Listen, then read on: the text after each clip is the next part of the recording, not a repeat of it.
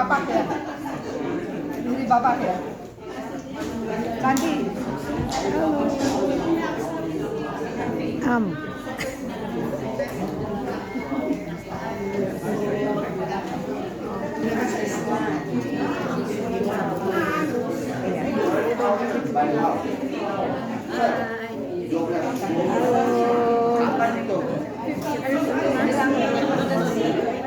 Nggak tahu ya.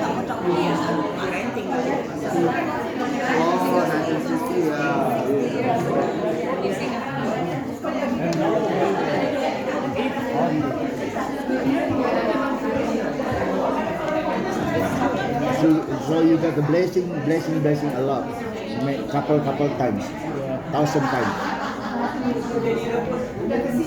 12,000. I never heard 12,000. The lowest the people bought, I heard from the they bought from like 1960, 1980 something, 50,000 something, 50. Yeah, and then it's 75. Yeah,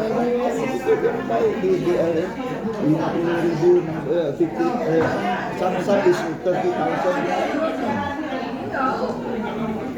Saudara-saudara, kita akan segera memulai. We are going to start. Mau mengingatkan saja dalam kelompok doa, nanti tolong ingat doakan buat dua orang. Pertama adalah Tante Barbara, kondisinya kurang begitu baik, terus menerus muntah. So in your prayer groups, don't forget to pray for two people. First is Tante Barbara.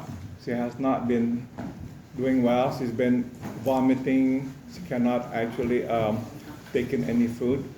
Yang kedua adalah doakan suami dari Yuming, Tiong. Dia itu sedang di Tiongkok, kemudian badannya membengkak dan sekarang sudah dibawa ke Singapura dan katanya nanti akan harus dibiopsi livernya. So we need to pray for the husband of Yuming, which is Tiong, that God will touch and heal him because the whole body is actually swollen. So the doctor in Singapore will do a biopsy on his liver. Mari sekarang kita masuk dalam doa. Let us come to the Lord in prayer. Ya Allah, ya Bapa kami, terima kasih kami boleh berkumpul belajar firman-Mu. We thank you, Father, for this opportunity to come and to learn your word. Kami mohon berbicaralah supaya kami mengerti firman-Mu. We pray, please speak to us so we will understand your word. Dalam nama Tuhan Yesus kami berdoa. In the name of Jesus our Lord, we all pray. Amen. Amen. Halaman 68, page 68. Mari kita membuka firman Tuhan dari Injil Yohanes pasal 4. Please turn your Bible to the Gospel of John chapter 4. Kita membaca ayat 46 hingga ayat 54. And we are going to read from verse 46 to verse 54. Yeah. Yeah. The same reading. Mari kita membaca bersama-sama 1, 2, 3. Maka Yesus kembali lagi ke Kana di Galilea, di mana ia membuat air menjadi anggur. Dan di Kapernaum ada seorang pegawai istana, anaknya sedang sakit. Ketika ia mendengar bahwa Yesus telah datang dari Yudea ke Galilea, pergilah ia kepadanya, lalu meminta supaya ia datang dan menyembuhkan anaknya, sebab anaknya itu hampir mati. Maka kata Yesus kepadanya, jika kamu tidak melihat tanda dan mujizat, kamu tidak percaya. Pegawai istana itu berkata kepadanya, Tuhan, datanglah sebelum anakku mati. Kata Yesus kepadanya, pergilah, anakmu hidup. Orang itu percaya akan perkataan yang dikatakan Yesus kepadanya, lalu pergi. Ketika ia masih di tengah jalan, hamba-hambanya telah datang kepadanya dengan kabar bahwa anaknya hidup. Ia bertanya kepada mereka pukul berapa anak itu mulai sembuh. Jawab mereka, kemarin siang pukul 1 demamnya hilang. Maka teringatlah ayah itu bahwa pada saat itulah Yesus berkata kepadanya, anakmu hidup. Lalu ia pun percaya, ia dan seluruh keluarganya. Dan itulah tanda kedua yang dibuat Yesus ketika ia pulang dari Yudea ke Galilea. In English, verse 46, once more he visited Cana in Galilee, where he had turned the water into wine, and there was a certain royal official whose son lay sick at Capernaum. When this man heard that Jesus had arrived in Galilee from Judea, he went to him and begged him to come and heal his son, who was close to death. Unless you people see miraculous signs and wonders, Jesus told him, you will never believe. The royal official said, Sir, come down before my child dies. Jesus replied, you may go. Your son will live. The man took Jesus at his word and departed. While he was still on the way, his servants met him with the news that his boy was living. When he inquired as to the time when his son got better, they said to him, the fever left him yesterday at the 7th hour. Then the father realized that this was the exact time at which Jesus had said to him, your son will live. So he and all his household believed. This was the second miraculous sign that Jesus performed, having come from Judea to Galilee. Mari kita sekarang melihat halaman 28.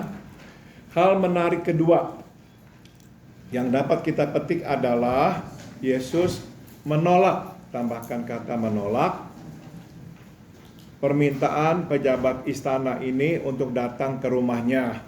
The second interesting thing that we can draw or observe here is that Jesus refuses the request of this royal official. Saudara, kita telah belajar bahwa hal pertama yang menarik adalah dia memberikan tanggapan yang tidak lazim kepada si pejabat istana itu. The first interesting thing that we noticed about Jesus' interaction with this man was that he gave a very peculiar response. Ingat ya, bahwa waktu orang ini datang, dia itu langsung menegur orang ini. Kamu ini kalau nggak melihat tanda-tanda dan mujizat, kamu tidak percaya. Remember, Jesus actually sort of like scolded him. If you don't see signs and wonders, you won't even believe. Nah, ini tanggapan yang memang tidak lazim, sebab tidak biasanya Yesus berkata begitu kepada orang yang datang meminta tolong kepadanya. This is unusual because it is not his custom to respond like that to anybody who come to him for help. Nah, ini yang kedua, saudara, yang juga menarik ya, yaitu Yesus menolak, tidak mau pergi ke rumah pejabat itu. And this is the second thing that is interesting. Jesus refuses to go to his home. Yesus menyembuhkan anaknya dari tempat di mana ia berada saat itu di Kana. Ia tidak ikut pergi ke Kapernaum di mana anak itu berada. So you see, Jesus heals this man's boy from where he is in Cana. He does not go to Capernaum where this boy is. Alasan Yesus menolak permintaan pejabat istana ini sudah tentu bukan bersifat jasmani, melainkan rohani. Tambahkan kata rohani. And the reason Jesus refuses his request, of course, it is not physical in nature, but spiritual. Bukan karena ia letih dan merepotkan, melainkan karena tidak ikut pergi, justru memberikan, maaf saya salah tulis, 4 pelajaran berharga kepada pejabat istana itu. Jesus refuses his request because of spiritual reason. There are actually 4 lessons that he wants to teach this man. Not because it is tiresome, not because it is convenient, he has to walk to Capernaum, no. Nah, mari kita lihat alasannya dan pelajarannya. Pertama, Yesus menunjukkan kuasanya. First, Jesus shows his power by not going. Dia tidak perlu ikut dan berada di samping anak itu. Ia dapat dan mempunyai kuasa untuk menyembuhkan anak itu dari manapun. He need not go and be next to that boy to heal him. He can and he has the power to heal that boy from anywhere. Singkat kata, ketidakhadirannya di samping anak itu justru memperlihatkan kuasanya yang besar secara lebih jelas. Tambahkan kata jelas. In other words, his absence, his not being there with that boy, shows his great power in a clear way, more clearly. Ia bukanlah nabi biasa, ia adalah Mesias. Tambahkan kata Mesias. He is no ordinary prophet, he is the Messiah. Inilah sesuatu yang penting buat diketahui oleh pejabat istana itu. So this is something important for this royal official to know.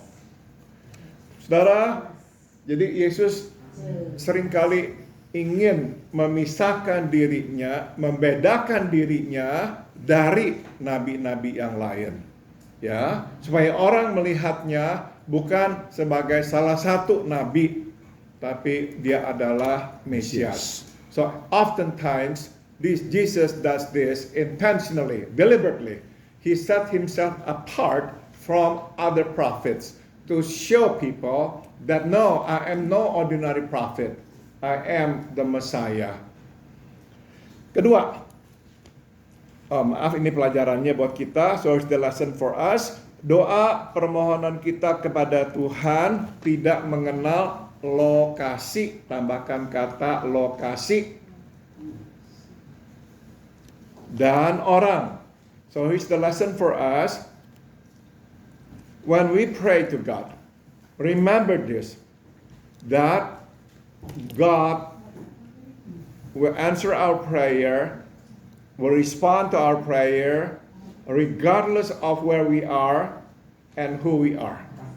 Regardless of the location, geographically speaking, and who doing the prayer.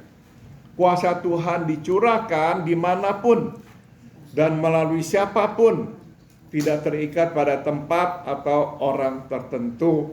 The power of God is poured upon us wherever and through whomever, not bound by certain place or certain individual. Ini yang kita mesti sadari ya, kita mesti akui. Meski kita berkata bahwa kita bergantung pada kuasa Tuhan, namun sesungguhnya kita bergantung pada kuasa manusia. Tambahkan kata manusia. Even though we say that we depend on the power of God, but the truth is we depend on the power of man. Kenapa? Ini, kita sering ya mencari-cari hamba Tuhan yang kita anggap sakti. Tambahkan kata sakti. Saya selalu berpikir kata sakti hanya untuk buku silat, tapi sekarang saya di Indonesia sering mendengar kata-kata seperti itu. Hamba Tuhan ini sakti. Ya. We often seek servants of God, ministers of the gospel, that we think of them as being,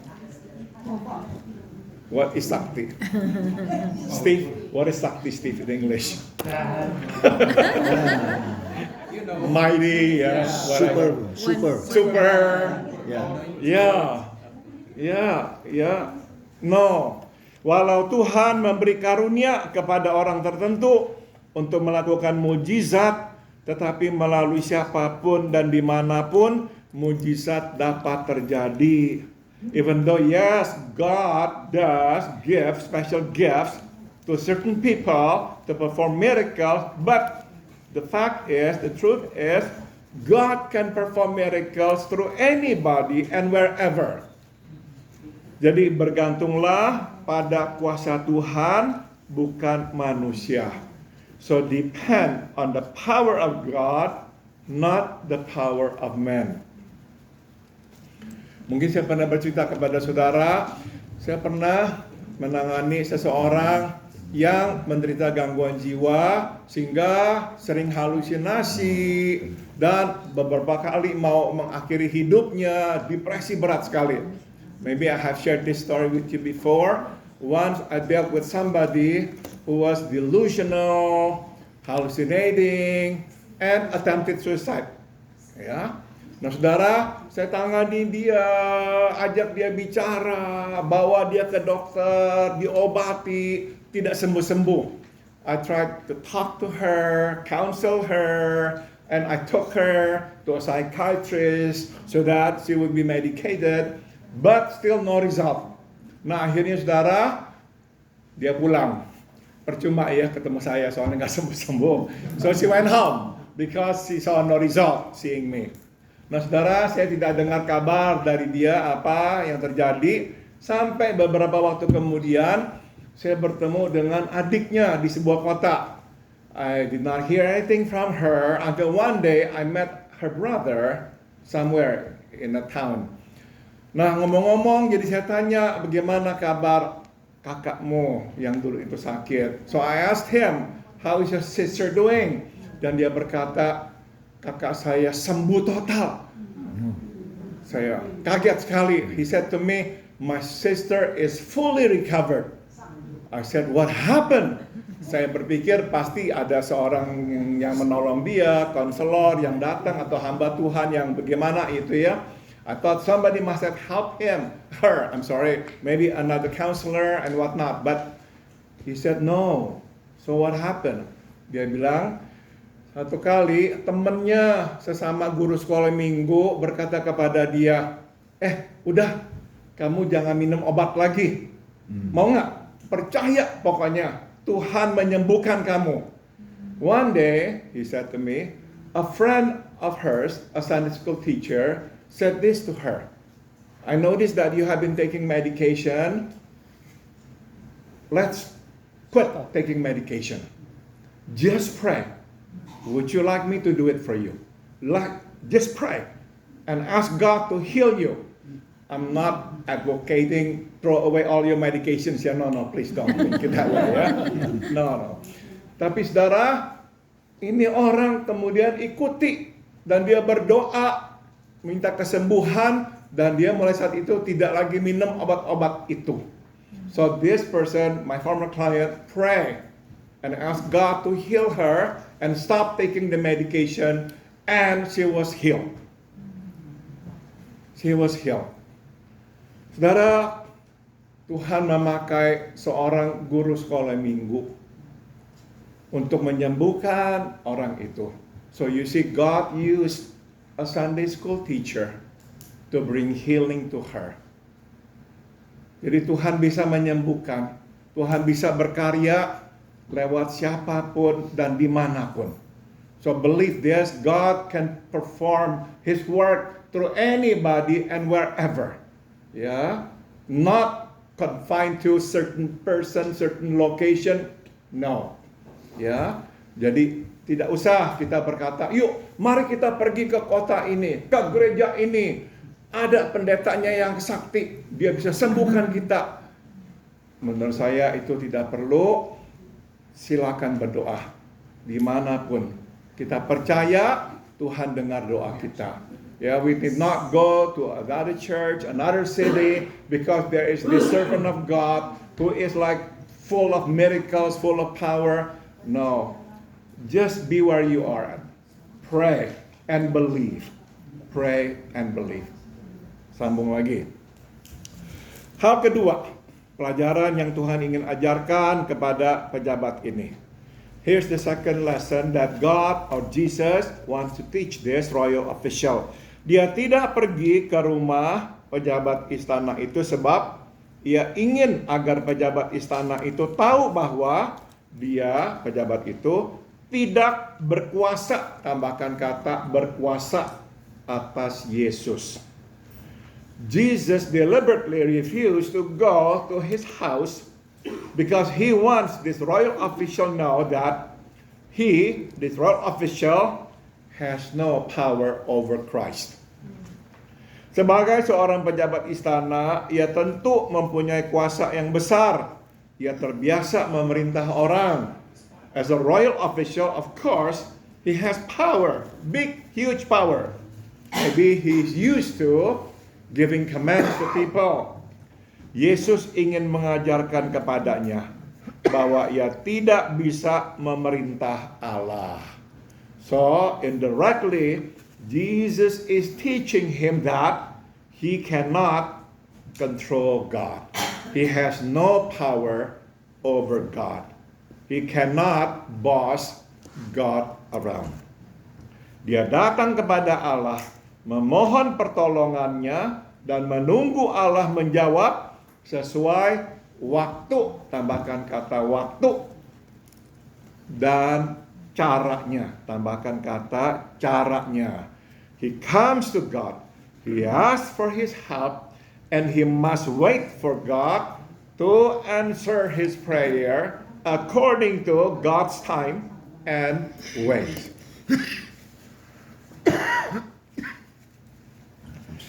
Saudara, saya sungguh-sungguh percaya salah satu alasan mengapa kadang Tuhan memang tidak mengabulkan permintaan kita. Karena Tuhan ingin mengingatkan kita, Dia Tuhan. Yes. Dia bukanlah vending machine yang kita masukkan koin, kemudian keluar snacks atau minuman yang kita mau minum. At times, I think we forget and we treat God as if He's a vending machine. We put in the coin and here comes the snack or the drink. No. He is God. He is God. Ya, tidak berarti kita datang, memohon, membawa apa-apa, maka Dia akan memberikan yang kita minta. Tidak, Dia Tuhan. Dia yang menentukan. Ya, the fact that we come with our sacrifices, it doesn't mean that He will do it. No, because He wants us to know you are actually dealing with me. And I am God. Yang ketiga, ini pelajarannya buat kita, is something that we need to learn. Kita harus menunggu, tambahkan kata menunggu jawaban Tuhan dan berserah kepada kehendaknya. So we must wait for God's response and we must commit or submit to His will. Kita datang kepada Tuhan untuk memohon, bukan memaksa Tuhan berbuat sesuatu untuk kita. So we come to God to plead, not to force God to do something for us. Kadang kita lupa bahwa kita tengah menghadapi Tuhan Allah semesta alam, dan bahwa kita adalah ciptaan dan Ia adalah pencipta. Tambahkan kata pencipta. At times we forget that we are actually face to face with the Lord God. That we are His creation and that He is our creator. Kita tidak berhak didengarkan apalagi dituruti. The fact is, no, we are not even entitled to be listened to, let alone to be granted whatever it is that we ask Him for. No, kita tidak berhak. Kadang kita lupa, maka kita menuntut Tuhan melakukan apa yang kita minta. At times we forget, then we demand God to do something for us. Berapa kali mungkin saudara-saudara pernah berbicara dengan orang, dan orang ini berkata kepada saudara, saya tidak lagi percaya Tuhan, saya tidak lagi mau mengikut Kristus karena percuma, saya berdoa, Dia tidak dengarkan kok. Perhaps you have bad people who said this to you. I no longer follow Christ. I no longer believe in Him. Why should I? I pray. I ask for something. He didn't even give it to me. Saudara-saudara, memang kadang Tuhan tidak memberikan yang kita minta. Meskipun buat kita permintaan itu baik, benar, ya, bukannya salah dan keluar dari hati yang benar-benar ingin memohon, tidak salah. Tapi kadang Tuhan berkata tidak, karena Dia mempunyai rencana yang lain. So there are times, yes, even though we come to God bringing something, a petition, good request, not evil, not wrong, but in fact good. and comes out of our sincere heart. But God still says to us, no. Di dalam salah satu bukunya, Bishop Robert Barron berkata, kadang Tuhan menolak doa kita sebab dia tengah mempersiapkan kita menerima sesuatu yang dia akan lakukan dalam hidup kita. Very interesting. Robert Barron in one of his books says this, God's refusal is actually to prepare us to receive something from Him that He wants to give to us. Jadi dia hanya bisa berikan itu kalau dia tidak memberikan yang kita minta itu. So you see, He can only give that to us if He does not give us what we ask for. Jadi memang ada kadang-kadang alasan-alasan yang kita tidak tahu kenapa Tuhan menolak. So yes, there are sometimes unknown reasons why God say no to us. Ketiga, yang kita bisa pelajari dan orang ini bisa pelajari adalah Yesus tidak pergi ke rumahnya, malah menyuruhnya pulang. Ini mengharuskannya untuk taat, tambahkan kata taat, dan berlatih untuk percaya. Third lesson that Jesus wants to teach him and us, of course, He does not follow him, go to his house. In fact, He tells him to go home because this would require him to obey and to trust, to believe. Firman Tuhan berkata, orang itu percaya akan perkataan yang dikatakan Yesus kepadanya. The word of the Lord says that man believed. Take Jesus at His word. Memang kepercayaannya belum penuh. Itu sebab ia mesti mengecek pukul berapa anaknya sembuh.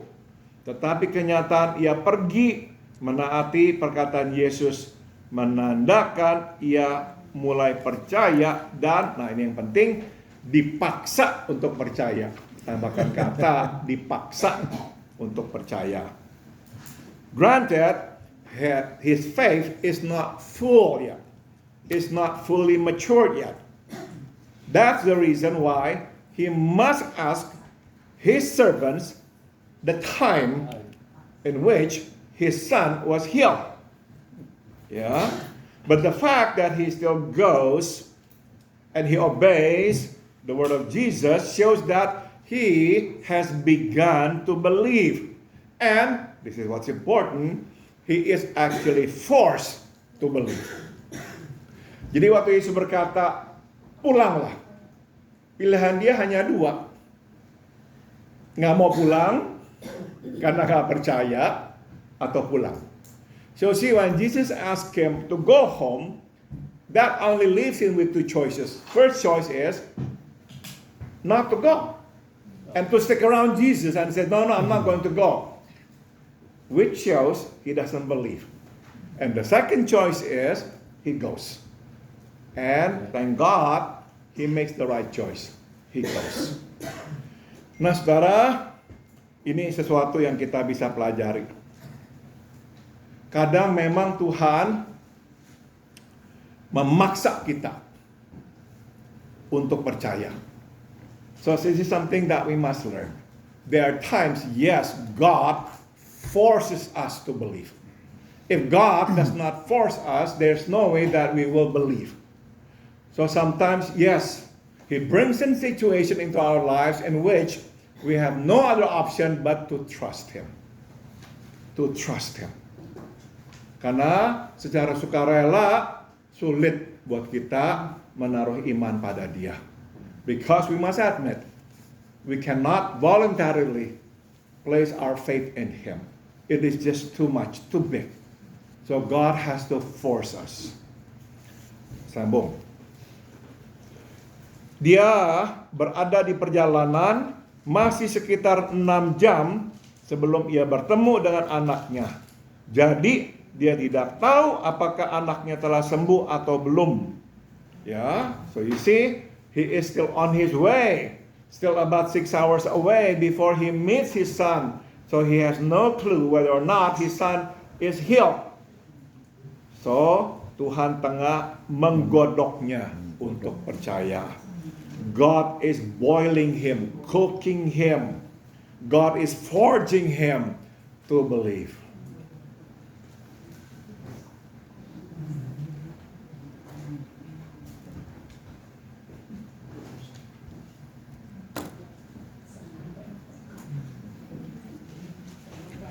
Waktu kami sedang mendoakan pulang ke Indonesia atau tidak, salah satu yang mengganjal adalah kondisi sakit. Ya, when we were praying about going to Indonesia or not, it was before 1990, ya, 30 something years ago. One thing that was holding us back was Santi's condition. Dia mempunyai masalah di klep jantungnya, jadi kadang-kadang jantungnya itu bisa dipacu begitu cepat, ya. There was a problem with her valve, heart valve, so sometimes her heart just raced uncontrollably. Nah, saudara, sudah tentu kami berdua tahu kan kondisi kesehatan atau perawatan di Indonesia, terutama di kota di mana kami akan tinggal di Malang. Of course, we were aware of the condition of in Indonesia, the medical care, in particular in a small town like Malang. Nah, saudara, saya masih ingat seorang teman yang saya kenal waktu sakit, perutnya sakit, ke rumah sakit di Malang, harus tunggu beberapa hari sebelum bisa di ultrasound. Karena satu rumah sakit hanya punya satu ultrasound. I remember somebody that I knew experienced abdominal pain, very bad. He was admitted into this private hospital, supposed to be one of the best hospitals in Malang, and he had to wait for a week, I think, before they actually scan with ultrasound what actually went wrong with him. Jadi selama itu yang diberikan hanyalah obat penahan sakit, saudara-saudara. Puji Tuhan tidak mengancam nyawanya, sebab kalau mengancam nyawanya, dia sudah bebas dari rasa sakit. Sudah meninggal dunia. Ya. So, that's the condition. That's the condition. Nah, saudara, tapi karena kami percaya Tuhan mau kami pulang ke Indonesia, kami tetap pulang. Kami harus menaruh iman di tangan Tuhan. So, because we know it was God's will for us to go back to Indonesia, so we place our faith in Him. Dan saya pernah cerita kepada saudara, ada beberapa kali jantungnya dia menjadi sangat cepat, dan saya dan dia hanya bisa di lantai berdua berdoa, hanya itu. Ya, there were times it came actually, the attack came, so we just sat on the floor and pray, and that's all. Jadi kadang Tuhan memaksa kita, menggodok kita untuk percaya, karena kalau tidak, kita tidak bertumbuh. God wants us to grow.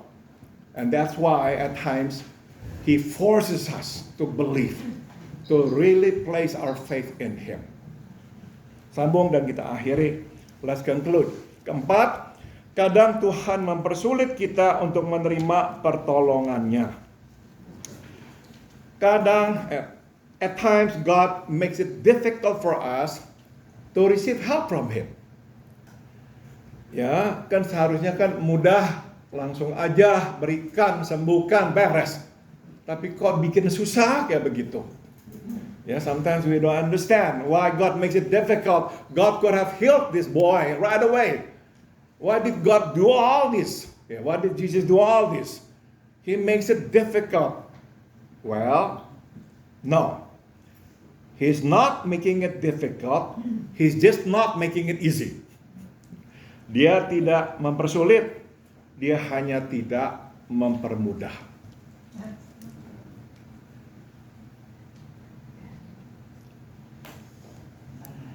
Saudara, kenapa saya menggunakan I'm using the play of words here? Yes, because two different intention. Making it difficult comes out of evil heart, uncaring heart.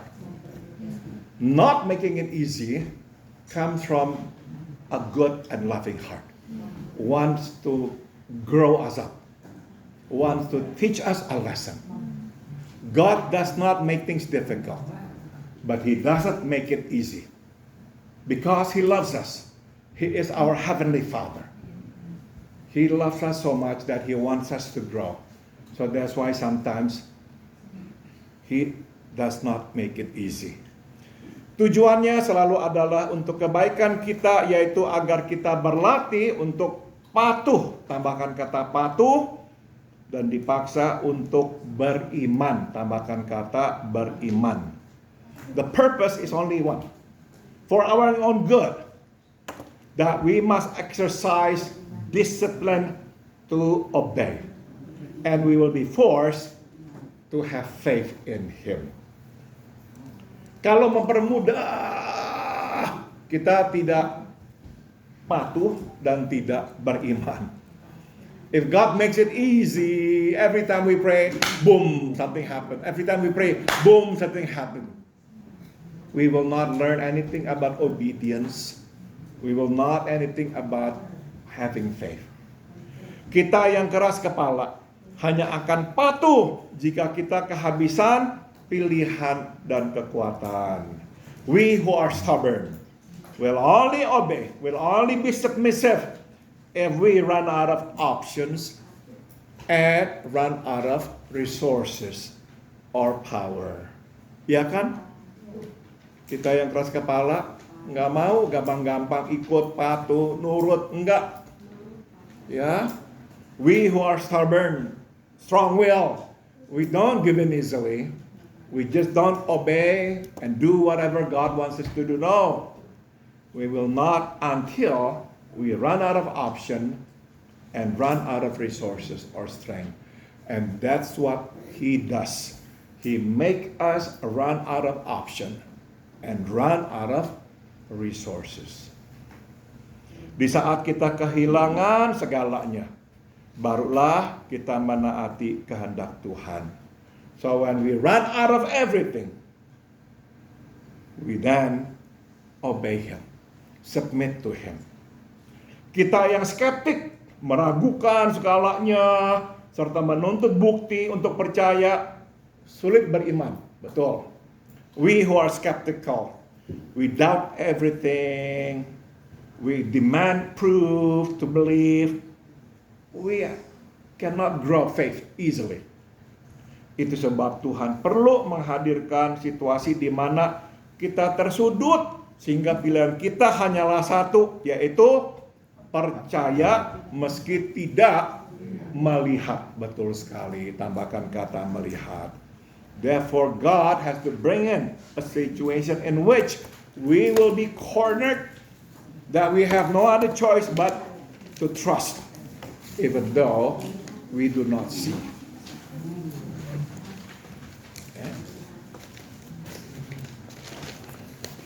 Saya yakin kita semua mempunyai pengalaman-pengalaman seperti ini. Ya, I'm sure we have experiences like this. Dan melalui pengalaman-pengalaman itulah kita bertumbuh, ya kan? And through those experiences, we grow. Apakah ada yang ingin bertanya atau ingin memberikan komentar? Anybody would like to ask questions or to add?